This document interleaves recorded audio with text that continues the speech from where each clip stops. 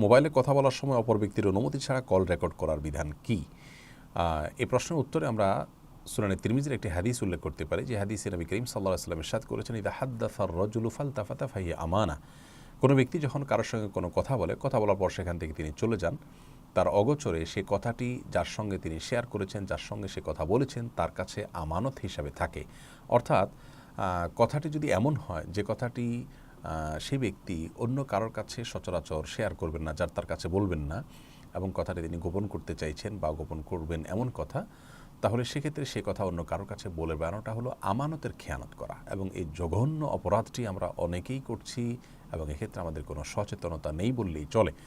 আমরা কারোর কাছ থেকে কোনো কথা জানলে আমরা সেটাকে অন্যদের কাছে অনেক সময় মজার ছলে বলি, অনেক সময় সেটাকে একটা সুযোগ হিসাবে নিয়ে ওই ব্যক্তির দুর্বল পয়েন্ট পেয়ে আমরা অন্যদের কাছে বলে বেড়াই। খুবই জঘন্য একটি চরিত্র এবং গুনাহের কথা। আর একই কাজ আমরা মোবাইলেও করে থাকি। মোবাইলে কথা বলার সময় কল রেকর্ড করার যে সমস্ত সিস্টেম আছে, সেই সিস্টেম ব্যবহার করে আমরা অনেকে কল রেকর্ড করে থাকি। এক্ষেত্রে যদি কল রেকর্ড করি এ উদ্দেশ্যে যে আমি হয়তো এমন কারোর সাথে কথা বলেছি, যে তার সাথে কথোপকথনে কী বলেছি, তিনি কি বলেছেন, এগুলো আমাকে আবার একটু ভালো করে শুনতে পারলে ভালো হয়, তাহলে সেক্ষেত্রে সেই উদ্দেশ্যে রেকর্ড করলাম, আমি একান্তে নিজে আবার শুনলাম যে কথোপকথন আমাদের কি হয়েছে সেই উদ্দেশ্যে, সেটি অবশ্যই জায়েজ হতে পারে। কিন্তু সেই কথোপকথনের রেকর্ড নিজের কাজ শেষ হওয়ার পর, অর্থাৎ শোনার পর সেটাকে ডিলিট করে ফেলবো। সেটি বেহাত হয়ে যদি তার কোনো ব্যক্তিগত কথা বা যে কথা তিনি সবাইকে বলতে চান না, সে কথা অন্যদের কাছে চলে যেতে পারে। সেরকম হলে অবশ্যই সেটা ডিলিট করে ফেলতে হবে এবং সেটা রাখা যাবে না। আর এ ধরনের কল রেকর্ড করা সম্পর্কে ফতোয়ায় দারুল উলুমের একটি ফতোয়া প্রকাশিত হয়েছে। সেখানেও একই কথা বলা হয়েছে যে পারস্পরিক কথোপকথন এটি যেহেতু আমানত, অতএব আপনি সেটিকে রেকর্ড করার মাধ্যমে, ধারণ করার মাধ্যমে, বিশেষ করে কথা যিনি বলেছেন, যার কথা, তার প্রাইভেট কোনো তথ্য, ব্যক্তিগত কোনো কথা যেটা তিনি হয়তো গোপন করতে চাইছেন বা চাইবেন বা সবাইকে বলতে চাইবেন না, এরকম বিষয়গুলো যদি আপনি রেকর্ড করে রাখেন, তাহলে সেটা গুনাহের কথা হবে। এবং তার অনুমতি ছাড়া রেকর্ড করছেন, সেটা আবার অন্যদের কাছে আপনি শেয়ার করতে পারেন বা অন্যদের কাছে যেতে পারে, বেহাত হতে পারে। সেজন্য এই আমানতের খেয়ানত করা আমাদের জন্য কোনো অবস্থাতে জায়েজ নেই।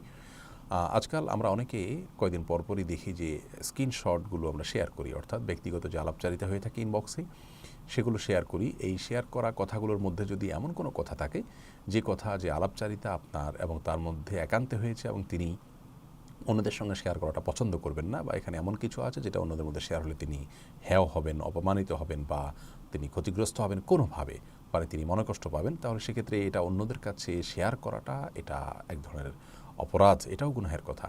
ইসলাম মানুষের প্রাইভেসিকে এবং ব্যক্তিগত বিষয়গুলোকে এত গুরুত্বের সাথে দেখেছে যে সভ্যতার উৎকর্ষের এ যুগে এসে আমরা সেগুলো কল্পনাও করতে পারি না।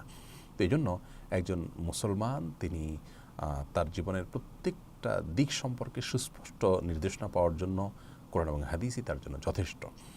তো খোলাসা কথা হলো যে আমরা একে অন্যের ব্যক্তিগত আলাপচারিতাগুলোকে আমানত হিসাবে দেখব, সেটা ফেসবুকের ইনবক্সে, মেসেঞ্জারে হোক, কিংবা মোবাইলে কল করার মাধ্যমে হোক, কিংবা সরাসরি কথা বলে হোক, সর্বাবস্থায় সেগুলোকে আমানত হিসাবে দেখতে হবে। তিরমিজির হাদিস সেটিকে প্রমাণ করে। অনেক সময় দেখা যায় কোনো ব্যক্তি কোনো বিপদে পড়েছেন, ফেঁসে গেছেন, তার কোনো কল রেকর্ড ফাঁস হয়েছে, আমরা সেটাকে এনজয় করি, উপভোগ করি, আমরা শুনে মজা লই। কিন্তু আমাদের ব্যক্তিগত অনেক কথা এমন আছে যেগুলো ফাঁস হলে আমাদের কাছে ভালো লাগবে না। এগুলো যারা ফাঁস করেন তারা প্রচলিত আইন অনুযায়ী অন্যায় করেন, কোরআন হাদিসের দৃষ্টিকোণ থেকে তারা জঘন্য চরিত্রের মানুষ এবং অত্যন্ত গর্হিত একটি কাজ। হ্যাঁ, কারোর কথোপকথনের রেকর্ড কিংবা স্ক্রিনশট, এগুলো যদি আপনি জুলুম থেকে বাঁচার জন্য, কোনো মিথ্যাচার থেকে বাঁচার জন্য অ্যাজ এ এভিডেন্স আপনি এগুলো রাখেন, সেটি রাখা যেতে পারে যদি সেরকম পরিস্থিতি হয় সেক্ষেত্রে।